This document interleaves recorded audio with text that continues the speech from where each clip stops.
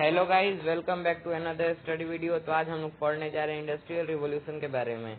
तो आज हम लोग जानेंगे कि आखिर इंडस्ट्रियल रिवॉल्यूशन क्यों हुआ, कैसे हुआ, कहाँ हुआ और कब स्टार्ट हुआ और आखिर इसका यूज क्या हुआ और क्या। बस इतना ही ना है कि और क्या बताइए, हम लोग जानते हैं इसको। ठीक है, तो पहले मैं अभी हिंदी में बता दे रहा हूँ, उसके बाद हम लोग इंग्लिश में बताएंगे। ठीक है, तो इंडस्ट्रियल रिवॉल्यूशन, ये जो रिवॉल्यूशन था इसमें बहुत सारी चेंजेज आई। जैसे कि पहले डोमेस्टिक सिस्टम में क्या होता था, डोमेस्टिक सिस्टम ऑफ प्रोडक्शन में क्या होता था।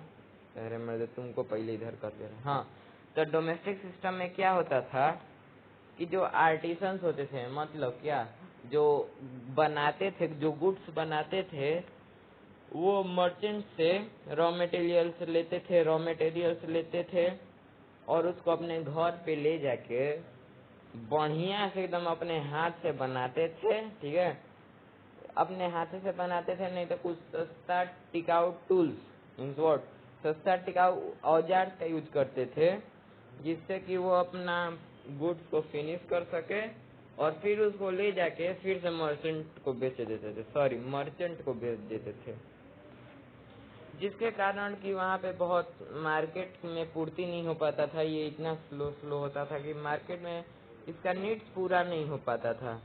तो इस नीड्स को पूरा करने के लिए जो उस टाइम के नए नए इन्वेंट हुए थे मशीन्स, उसका यूज किया गया।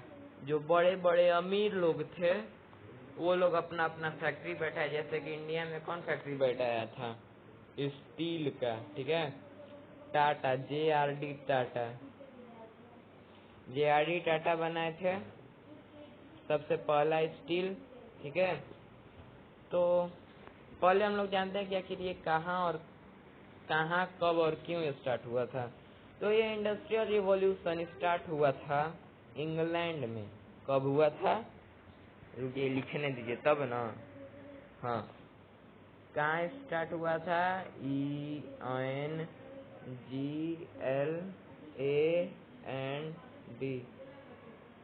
इंग्लैंड में स्टार्ट हुआ था। और कब ये स्टार्ट हुआ था, 18th सेंचुरी में। कब स्टार्ट हुआ था, 18th सेंचुरी में। ठीक है, तो ये 18th सेंचुरी में स्टार्ट हुआ था। तो हम लोग पहले इसको पढ़ लेते हैं और उसके बाद जानेंगे कि आखिर ये इंग्लैंड में ही क्यों पहले स्टार्ट हुआ था। तो मैंने जैसे कि बताया कि उस मार्केट की जरूरत को भरने के लिए जितने भी अमीर लोग थे, हाई क्लास लोग थे, वो लोग फैक्ट्री बैठाए जिसमें कि उन लोगों ने लेबर रखा और मशीन का यूज किया, जिससे कि अब जल्दी जल्दी होते जा रहा था, तो ये आपूर्ति होते जा रहा था। तो हम लोग जानते हैं कि आखिर हम लोग इसको रिवॉल्यूशन ही क्यों कहते हैं, आखिर और कुछ भी कह सकते हैं, आखिर बात तो है ना कि रिवॉल्यूशन ही क्यों कहते हैं इसको। तो देखिए, हम लोग देखते हैं कि इसको रिवॉल्यूशन इसीलिए कहते हैं क्योंकि जो पहले का डोमेस्टिक प्रोडक्शन होता था, क्या होता था, जो पहले का डोमेस्टिक प्रोडक्शन होता था उससे ये अब चेंज होते होते धीरे से इंडस्ट्रीज में चेंज होने लगा। जो पहले धीरे धीरे 1 घंटा में मान लीजिए कि अगर एक प्रोडक्ट बनता था, तो अब यहाँ पे एक अब इंडस्ट्रीज आ गया, मतलब अब रिवॉल्यूशन हुआ। मीन्स अगर हम लोग गेम के तरह बात करें तो मीन्स क्या, अपग्रेड हुआ।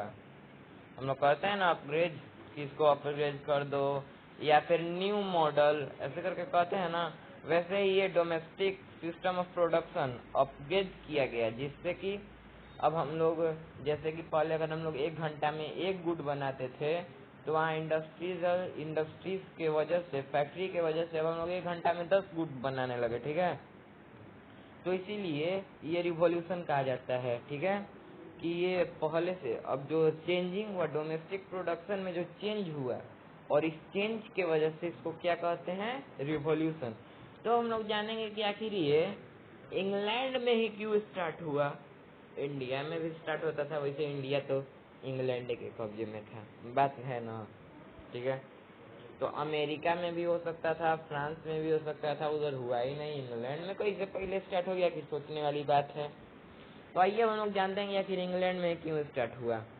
इंग्लैंड में इसीलिए स्टार्ट हुआ क्योंकि एक कहावत सब कोई जानता होगा ना need is the mother of invention, जरूरत आविष्कार की जननी है, क्योंकि उस टाइम जो इंग्लैंड था वो सबसे अधिक कॉलोनीज बनाया था अपना, सबसे अधिक कंट्रीज पे शासन कर रहा था और वो ट्रेड भी बहुत कर रहा था। तब उस ट्रेड को जितना भी उसके पास रॉ मटेरियल्स आ रहा था अब उसका वो जल्दी जल्दी सामान बनाना था और उसके पास पर्याप्त मात्रा में नेचुरल रिसोर्सेज थे, नेचुरल रिसोर्स, आयरन, कोल, स्टील, बहुत कुछ थे उसके पास। तो उसी के वजह से धीरे धीरे वो लोग का माइंड चेंज हुआ कि अब वो लोग सोचने लगे कि आखिर अब हम लोग क्या करें कि अब ये जल्दी जल्दी हम लोग बना सके, ठीक है। तो उस टाइम का सबसे फेमस क्या होता था, उस टाइम का सबसे फेमस क्या चीज होता था, तो उस टाइम का सबसे फेमस यूज होता था क्या, इंडिया का क्लॉथ। तो हम लोग इंडिया का क्लॉथ यूज इसीलिए यूज करते थे, इंडिया का क्लॉथ, क्योंकि सॉरी सॉरी सॉरी इंडिया का क्लॉथ उस टाइम का सबसे फेमस क्लॉथ था क्योंकि उसको हाथों के द्वारा बनाया जाता था और जो कि हम लोग और जो मशीन यूज करते थे वो लोग उसको हम लोग लूम कहते थे, ठीक है।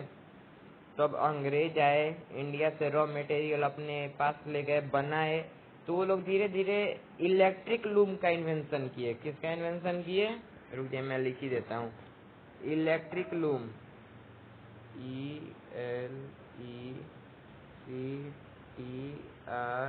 ELECTRIC, electric loom,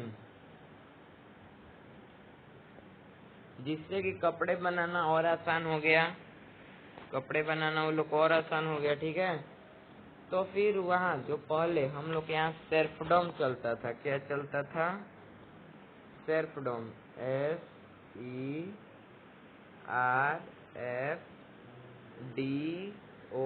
SERFDOM।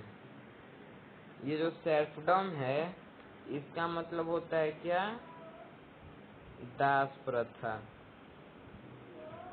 क्या कहते हैं हम लोग इसको, दास प्रथा, ठीक है। जो पहले राजा महाराजा के दास होते थे ना, वही है ये दास प्रथा, वही दास प्रथा है ये।